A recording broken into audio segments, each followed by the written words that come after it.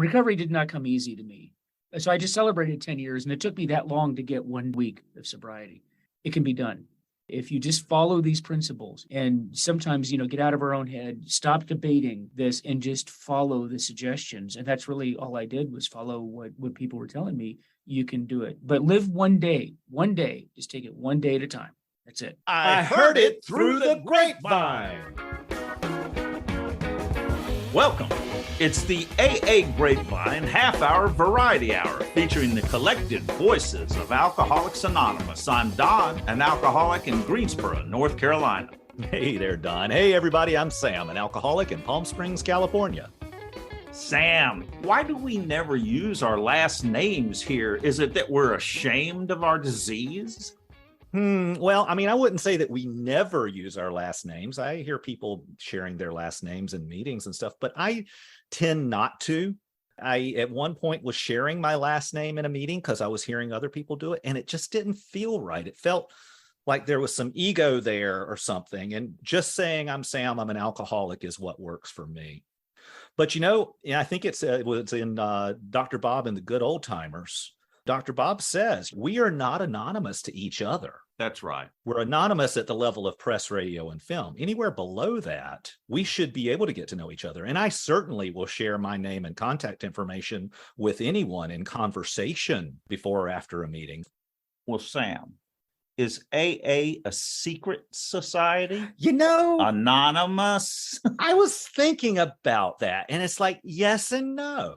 No, in that we want people to find us. Our meetings are published publicly so people can come to them. And then we have two types of meetings. The open meetings are the ones that anybody with any interest in alcoholism and recovery can come to that meeting. So we're not secret, but we don't advertise or we don't say who is a member of Alcoholics Anonymous. Yeah, we don't promote. Yeah. Well, how much does it cost to go to AA? Oh, it's free to go to AA. Now, it's not free for AA to happen. It does take money, but that's why we pass a basket in most meetings. It's voluntary contributions, and you do not have to put anything in that basket to be a member of Alcoholics Anonymous. That's right. I've been to meetings where, in fact, they say, we're going to pass the basket. Don't put anything in if you're a newcomer. Yeah. I put in $1, and you know what? I put in $2. I think we've been putting in $1 for a couple of decades. I've gone up to $2. That's a good idea. There's a rule of thumb I heard of several years ago of 2 and 5. $2 in meetings that you go to, but $5 at your home group meeting. Okay, that's a rule, but it's a guideline. What are we talking about today? Well, Don, today's episode is controversy, and the topic is anonymity. We have two guests with long-term sobriety, Jody K. and Mike V., and both are well qualified to discuss this topic. Sam, I see two main aspects to anonymity: inwardly facing and outwardly facing. So first, inwardly, we want the new person to feel safe seeking help, so no one will disclose that they're here. It's a personal decision when and whether to disclose. And then another part of inward is anonymity protects me from my own massive ego. I need to always check my motives. I hope you'll add a big echo reverberation to that massive ego. Ego. Now, outwardly facing is where the media line comes in. Below the media line, we may choose to be known in our community so that we can offer hope to other people who might be seeking it. But above the media line, we remain anonymous. We don't seek celebrity so that AA is not misrepresented or affiliated with any other causes or gets tangled up with money.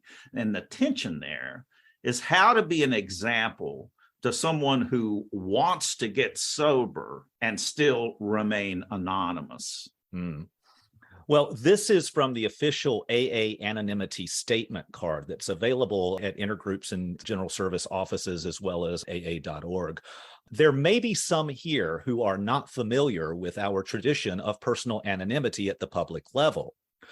Quote, our public relations policy is based on attraction rather than promotion. We need always maintain personal anonymity at the level of press, radio, and films, end quote. We respectfully ask that AA speakers and AA members not be photographed, videoed, or identified by full name on all media platforms or in any published reports of our meetings. The assurance of anonymity is essential to our efforts to help other problem drinkers who may wish to share our recovery program with us. And our tradition of anonymity reminds us that AA principles come before personalities. Whew. There's a lot to talk about. Yeah, there is. And we don't talk about it enough, which is why anonymity is often misunderstood. Like a lot of AA, it's not the most intuitive principle. No. It goes against our whole culture. AA goes against our whole culture. In fact, a recent Grapevine daily quote from Bill W. said, in our 12 traditions, we've set our faces against nearly every trend in the outside world. We've abandoned do-goodism, reform, and paternalism. We decline to marry our society to anyone. We abstain from public controversy and will not quarrel among ourselves about those things that so rip society asunder: religion, politics, and reform. We have but one purpose: to carry the AA message to the sick alcoholic who wants it. We take these attitudes not at all because we claim special virtue or wisdom. We do these things because hard experience has told us that we must, if AA is to survive in the distraught world of today. That's from Bill W., the co-founder of AA, writing in January 1955 in Why Alcoholics Anonymous is Anonymous, from the book, The Language of the Heart. This episode is going to be fun. We have two guests to banter about the controversial topic, anonymity, and the media line. Don, are you ready for this? I'm ready, and I can see our guests are just itching to get in here. So we're going to turn to them in just a minute.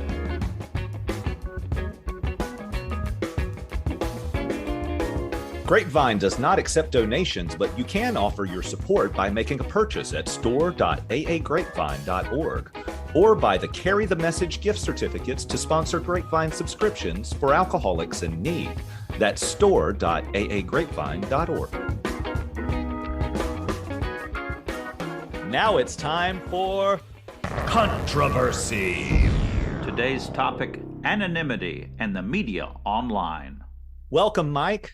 Hey guys, thanks, Mike V from the Washington, D.C. area. And welcome, Jody. Thank you, Sam. Thank you, Dawn, for having me today. My name is Jody Kay. I'm from Punxsutawney, Pennsylvania. My home group is the world famous Punxsutawney Groundhog Group. And my sobriety date is October 28, 2002. Thank you both for joining us. We're glad you're both here. Let's get to know Jody first. Jody, is that groundhog sober? I think that the groundhog is, but I can't say the same for those around him when he supposedly got the shadow. Yes. I've heard. Jody, when did you get sober again? October 28th, 2002, right before Halloween, sitting in a locked psychiatric unit on my last 302. Woohoo. Talk about fun. I got sober in a wheelchair. I was physically broken. My relationships had fallen apart. But most of all, they say never get sober for somebody else. But if it weren't for my kids, I didn't care much about myself at that point. And I had a 12-year-old and a daughter who turned 9 while I was detoxing. I never made another promise, but I told them that I would do my best to stick with these steps to get through to the end. That was almost 20 years ago. Wow. Did you have trouble? Did I have trouble? Did you have trouble accepting what AA has to offer? Had a little problem with the God thing. There you go. And I had a very, very patient sponsor who has spent an awful lot of time with me. She did tell me on my second anniversary, she said, did I ever tell you I didn't think you were going to make it? So I guess I did give her a little bit of problem, but I was so grateful on Thanksgiving of that year. I experienced for the first time ever a gratitude for being alive. I always joke, I went to my first meeting at 19, also in a locked psychiatric unit. and promptly got sober 15 years later, at age 34. Promptly. Promptly. What's your life like today in recovery? Wow. It's nothing like I imagined that it would be. So I'm really glad that I have God doing for me what I can't do for myself. I married another man in recovery who was widowed. A few days, I'm headed to California to see my oldest son get married. Now I just have 3 more to marry off and I can, relax a little. But I'm out of that wheelchair. I parked it at 10 months sober. I went back to school, got my undergraduate, got a Master of Fine Arts, and now I'm working in mental health. I've been a valued employee for 11 years with the same company. And I could not have said that before. Life is good. Plus, I get to serve AA. So how do you serve AA? I am currently finishing my 2nd year as Panel 71 delegate for Area 60, Western Pennsylvania. And that's not something I would have ever imagined in a million years, or didn't even really want until it was put in front of me. And when AA asks you to serve, you serve. Wonderful. Very good. Mike, when did you get sober? Again, Mike V. I got sober August 12th of 2012. Actually, this past August, just celebrated 10 years. Woohoo! Fantastic. And what brought you to AA? How did you learn about it? Well, I initially learned about AA, and I think a lot of people run into this. I was exposed to AA and had been attending AA meetings for about 10 years prior to getting sober. I want to say about probably 2003-ish. Like a lot of people, I was told that I needed to go to the AA. And what I found out later, and I find out with a lot of people I work with now, that by the time someone else tells you, because it usually is someone else tells you that you should be going, I really should have been going for quite a long time, but went, was exposed to it. Very nice people, felt really bad. These people really had problems and they really needed to stop drinking. But I was there because I'd started developing a back problem. And that was, I started having a lot of people on my back and I needed them off my back. So that was the physical problem I thought I had at that time. But it took about 10 more years. It's one thing to go to AA and read the big book, and it's another thing to be in the program and working the program. For me, at the end in 2012, it was like a multiple choice test. I had A through E, all the above. And then I got down to A and B, and it was get well or die. That was it. That's what drove me to the bottom. Because I think people like me have to be driven to that point where there's no alternative. Because where, Jody struggled with the God thing, I struggled with the powerless thing. This idea that I was powerless over anything was a real tough pill for me to swallow. Yeah, that's one of the things that kind of goes against our culture. Men are supposed to be reliant and fix everything. Well, I also, my background, I was military. I was a pilot in the Navy, been a police officer. And then I retired from the FBI. I was an FBI agent for over 20 years. And from a very, very early age, it wasn't even just being a man of the culture. It was my professions. It was just ingrained that, what do you mean I'm powerless over something? I'm not powerless over anything. Are you kidding me? And that was really the struggle for me. It wasn't until somebody had at one of the treatment centers, and notice I'm using that in the plural.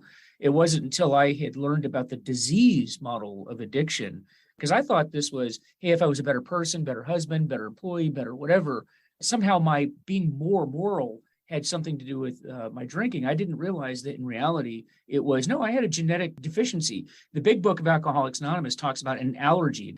My body has an abnormal reaction to a substance. And I'd never heard that before. And then, so to me, I realized that I'm not wired like the rest of the kids in the neighborhood, that the euphoria that I get from alcohol is different. My wife, who's not alcoholic, does not experience that same feeling. And I will pursue that feeling to my death. And I came pretty damn close to it. Yes. Yeah, I relate to that strongly. What do you say to people about self-reliance and letting go? How do you approach talking to someone new who has it built into their character that they're self-reliant? Sometimes in our world, what we recognize is that sometimes giving up the fight to be able to approach from a different direction is the way to do it. I've heard this said before, and like, if I was to get into the ring with Mike Tyson right now, today, what do you think is going to happen to me? You're going to be crying. I'm going to be crying, right? But what we do is we say, I'm not training enough. I need to train more. And then I still get beaten up. All right, I need to clean my diet up. I still get beaten up. I need to sleep more, need to hydrate more. And when the answer is really just the answer to me not beating Mike Tyson is not to get in the ring with Mike Tyson. That's the best thing. It doesn't make me weak. It just means that he has different skill sets. He's a professional fighter. Yes. I'm not a professional fighter. So that's what I decided to do with recovery. And that's what I tell people is sometimes the smart thing to do is just not engage in the fight. And I think that understands. Yeah, that's good. We have a Marine around here that said his first 2 years were awful because he was taught not to surrender. But he realized finally he had to surrender to win the battle. That's right. We call that a tactical retreat. That's what it is. What's sobriety like for you today? It is phenomenal. I wouldn't go back to drinking today if I could, because my life is just so busy. And like Jody, I went back to school and I got a degree from Hazel and Betty Ford. My degree is in addictions and co-occurring disorders. So I'm actually going into the healthcare field, and I will be starting in a couple of weeks at a detox center. Ironically, one of the detox centers I went through. And so what life is like today is just, it couldn't be any better. As I'm speaking to you, I'm actually sitting at a university visiting my daughter. It's beautiful because I have a relationship with my daughter. She wants to see me. My son came to, he's an adult now. He came over here to see me. My kids come and they want to see me. And there's so many people that did not get sober of my generation of drinking that their divorces and the kids don't want to be around them and their lives are so destructive. And I just feel so blessed that I was given the gift of sobriety, because I really do look at it as being a gift. Because I really, if you had looked at the trajectory, I should not have made it to this point, but it gets better. And I think it's very common, like you guys, Jody, myself, once you get sober, to want to spend time working with others. And I'm blessed to have that opportunity. So it's been great. Fantastic. Well, Thanks, Mike. Mike. Thank you. And Jody, thank you so much. So now it's time to dive into our topic. Jody, does the tradition of anonymity continue to serve AA well, or should it be loosened to help the still suffering alcoholic in our internet-connected world?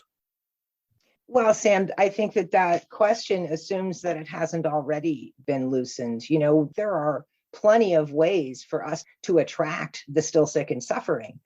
We have a digital presence. We have LinkedIn accounts and YouTube channels and Instagram channels. You know, we have Class A trustees who can be our face. We have beautiful PSAs when we can get our TV stations to run them. What's a Class A trustee? Oh, okay. A Class A trustee is a non-alcoholic friend of Alcoholics Anonymous that pledge an extraordinary amount of their time to help us because they are our good friends. There used to be a whole lot more of them. There were more Class A trustees than there were Class B trustees. There's a really good way to tell them apart, though, if you do get confused. Class A stands for amateur. Class B stands for boozer. So that's your little mnemonic trick to remember that. That's great. I mean, I think that we need to continue to talk about anonymity. I had a little bit of a problem just kind of following some of our digital accounts because I was concerned about a breach of anonymity because of that. And another of our trustees spent some time with me talking to me about algorithms and how the internet already knows that you're either a member or very interested in Alcoholics Anonymous just by your search terms. But as far as personal anonymity, I believe that that's the reason we're still here. We have not had any AA rock stars. Even Bill W. had to come to the decision that anonymity was paramount. He refused the picture of the back of his head on Time magazine, even the back of his head. He refused an honorary doctorate from Yale because in his wisdom, in our collective experience, it's really truly been shown that we have to stay out of that limelight. We need to keep in mind the difference between attraction and promotion. I mean, for me, it comes down to, if you want to break your anonymity at the public level, what are your motives? If we have all of these other avenues, what are your motives? Thank you. Mike, what's your thinking on this? You know, and I appreciate everything that Jody has said, and everything is so true. And it's a difficult thing. In my experience, and I just give you a little bit of background because I was confronted with this very issue. Before I retired, I was an instructor at the FBI National Academy. And the National Academy It's a leadership program for police executives from around the world. And these are people that are either chief, sheriff, or being groomed to be chief or sheriff. And the wellness issue, wellness in general, and law enforcement and the military for that matter, is a big, big issue. And along with that, suicide, PTSD, addiction is huge. The opiate epidemic is not just across the United States. It's horrible in our field because people get injured on the job and then they're hooked on opiates and all kinds of things. So my recovery was no secret. And so what I was asked at the academy to design and teach a class dealing with wellness, and addiction was a big part of it. The name of the course is Leading at Risk Employees. And so when I started teaching the course, it became obvious to the students in the course that this wasn't just something I read about. I wasn't just an FBI agent that was assigned to this class. And I was very passionate about it. And I had some guys confront me about that. And they say, you're in recovery, aren't you? Yeah. Well, here's the problem. You're not telling us that you're in recovery, but it's kind of obvious. And they took it as, hey, you're not being completely honest with us. And in my world, that's a very difficult situation. So I was faced with this early on. What do I do? Because this idea, the spiritual principle of anonymity, I got it. I understand it. I understand the purpose, and I agree with it wholeheartedly. But the problem with the world in which I worked in law enforcement is law enforcement's a closed world. It's a closed society. And cops really only trust other cops. And their stereotype, the stigma is that somehow it's a weakness and that can't be shown. When in reality, we all know that people in this profession, the military and law enforcement, there's a lot of us in recovery. To get officers to accept the help that they needed to see that there were other people in recovery. So I walked this fine balance, and I don't know that I do it perfectly, but the way that I approached it was, hey, look, I'm in recovery. And then I would talk about recovery issues. And in fairness, I talk about all the programs, not just AA. I talk about all of them because there's, AA is not for everybody. We have Dharma, Celebrate Recovery, Smart Recovery, There's other types of programs that are out there, not to mention all the family programs. And so the way that I think I got around it was just to talk about being in recovery and the principles that I use, but present it that here's the smorgasbord of options that are out there for people to get into. I don't think that I have the answer to this idea of anonymity. I do know that in my world, I feel like I've been able to help people a bit more when they understood when I was in recovery, just because maybe it's a bit unique in that context. So I probably ride that edge a bit more than Jody does, but I don't know if it's the right thing or the wrong thing. So, Mike, was your full name and your AA affiliation on the syllabus for the class? No. You didn't break your head. Well, my full name's on the syllabus, not AA. Yes. Were there any reporters in the room who were writing a story on the class that connected you with it? No. You didn't break your anonymity. Oh no, I'm so you didn't.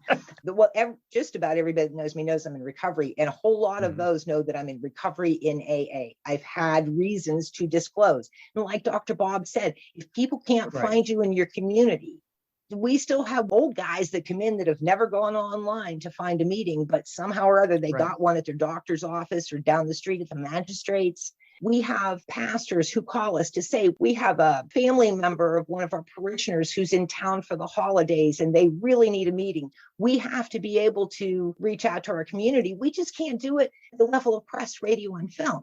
That's a very good point. You guys know that there's meetings out there that are specific to first responders, right? Yes. And when I first came into AA, couldn't find one. It was so secretive. It took me a year and a half.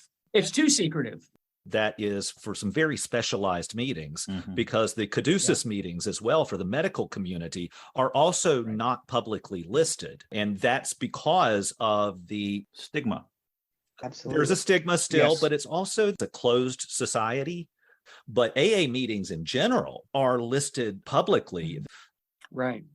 And something else too, whenever I do give up my anonymity, what is my purpose? Is it really to help another person? And then one final thing that my sponsor said to me, and if you are now known and you relapse or you do something that is damaging to AA, can do more damage than any good you ever did. What do you both think about the idea of celebrities breaking their anonymity? There's a positive aspect to it where I have been helped. The fact that there's a celebrity makes their story compelling and attractive, and people can identify with that. On the other hand, they are above the media line and are breaking their anonymity, yet it's helping people. What do you say about that? When Bill was contemplating this, and this is back in 1940, and there was a baseball player whose anonymity was broken. And then we had Marty M., who was going across the country educating people on alcoholism and talking about AA using her full name. It's not a new problem. No, it's not a new problem. And Bill uses those stories to demonstrate why anonymity is so important. So yes, it might be helping a lot of people to know that this bad boy or bad girl actor has found recovery and this is how. That's fantastic. And if they've managed to find permanent sobriety, all the better. But I think that the thinking in developing this tradition was the potential downside of that is more harmful than the benefit. You know, I've spoken publicly on alcoholism. I was part of a series of town hall meetings, and it was on teenage alcohol abuse. So I spoke as a parent, but also as a person in recovery. I stated, if anyone here would like to talk about this one-on-one with me, I will be happy to do that. But the other part of it, I went to Clarion University, which, you know, I was asked by an RA who came to visit a meeting as part of her education. She asked if I would come in and talk about AA. And I said, well, I can go as an AA member and talk about AA, but I need to know, is anybody going to write about it? Will there be any video? Will there be any photos taken? If the answer is no to all of those, then sure. And I talked as Jody K. You know, I'm a prolific Facebooker. I'm forever on it. Several times a year, particularly on an anniversary, I'll talk about my recovery. I do not talk about my membership in Alcoholics Anonymous. This is posting publicly on Facebook. However, I'm also a member of several private recovery groups on Facebook. And in those, yes, I talk about Alcoholics Anonymous, and it's not a public group. The anonymity principle not only protects Alcoholics Anonymous from me, it also helps protect me from me. And that's at the media line. Correct. Below that line, you can share that you're a member of Alcoholics Anonymous. For example, I've shared I'm a member of Alcoholics Anonymous in my church. Did they put it in the church bulletin? They didn't put it in the church bulletin, but that was also a personal choice. Sam, those groups that you belong to, did the names of those groups that you belong to on Facebook that are private, do they indicate that they are an Alcoholics Anonymous group? They do not. And that's where I've been invited, I've been put into groups before that were very clearly Alcoholics Anonymous groups. And I've removed myself, and I've messaged the person who did that and explained why I absented myself and why I found an issue with the name, because you can still see the name and you can oftentimes see the members, you just can't see what is posted. And that's the nuances that one needs to be informed about how this works within Alcoholics Anonymous. An anonymity issue that we haven't talked about is when we are public about our recovery. I don't post personal recovery stuff on Facebook very often, but when I do, most of the people that I interact with know, please don't comment on this in any way that outs either one of us, because I can out somebody else inadvertently. Absolutely true. So I police the comments on my posts, immediately deleting anything that says AA or Alcoholics. It's not too much. I don't get that much attention. Mike. Those are great comments because, you know, I was one of those people, I would go to AA meetings and want to have a bag over my head. And, you know, particularly for police, I hear this from police all the time. What if I go to a meeting and there's somebody there that I've arrested or I've had interaction with? And okay, so people are so very, very sensitive. And I think that's ultimately in the beginning of AA, why this was such a big issue. It was not so much that me, the person in recovery, is being an issue for, but for the newcomer, it being a safe space for the newcomer. Because frankly, today, I could care less if anybody knows I'm in recovery. It doesn't bother me, but I'm very sensitive to the newcomer. And Jody, you had mentioned inadvertently outing somebody else. I can be comfortable with it, but it doesn't mean that they're comfortable with it. Yes. Mike, don't you think that the longer I've been sober, the further I have gotten away from my bad behavior? I've done the steps. I've corrected the wrongs I've made amends to people that I've harmed. I'm now living a different life. So the longer I get away from it, the less shame I have towards it. That's not the way I live anymore. For a new person, it's right now. This is what's happening to me. I'm out of control. I have no idea what's going on with me. It's an entirely different thing. We need to have anonymity to be attractive for the new person. And it's easy for me to forget how sensitive I was in those early days. And so for the new person that just came in the door, that's exactly where they are. Because now just recovery just seems to be part of my, it's part of my daily life. What's the big deal?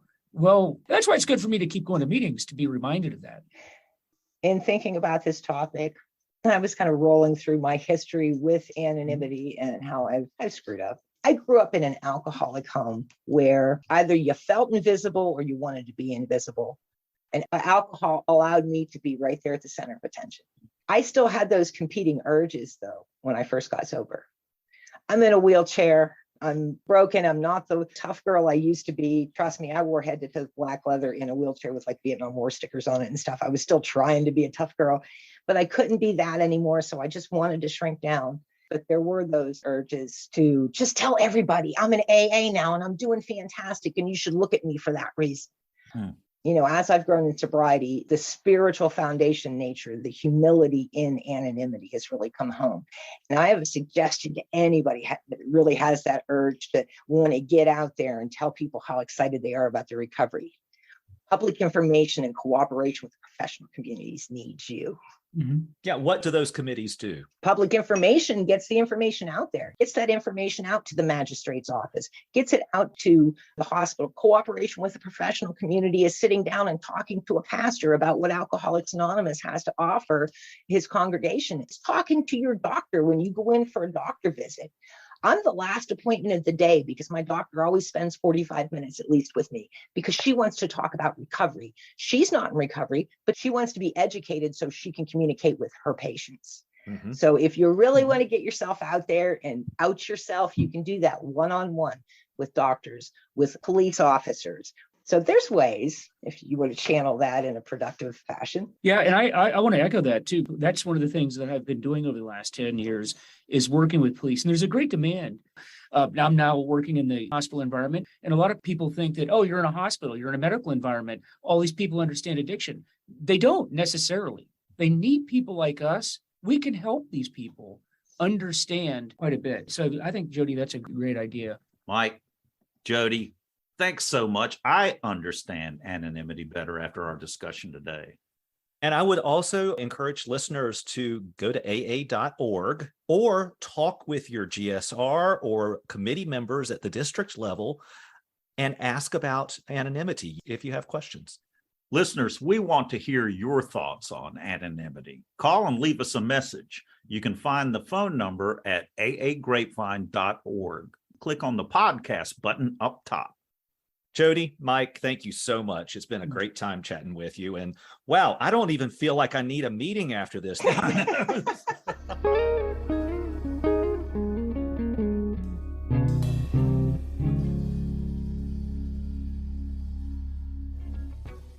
Grapevine is looking for your story submissions for Why I Love the 12 and 12. Stories are due by December 15th, 2022. Our 12 Steps and 12 Traditions book turns 70 next year. Tell us the ways this book has enriched your sobriety. Is there a story about using the book that you'd like to tell? How does your group use it? What are your favorite passages and why? Share your story by December 15, 2022 via aagrapevine.org/share.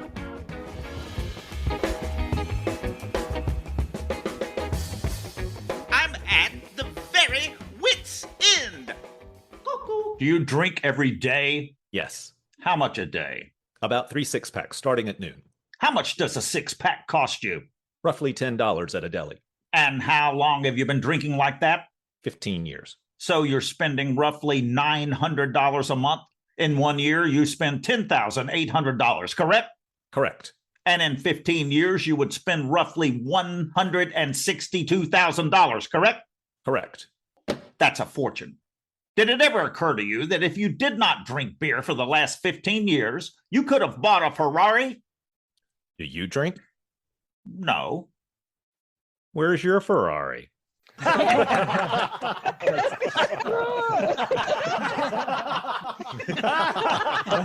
It's really not that funny. Thanks for joining us. The AA Grapevine Half Hour Variety Hour is posted every Monday and is produced by AA Grapevine, Inc.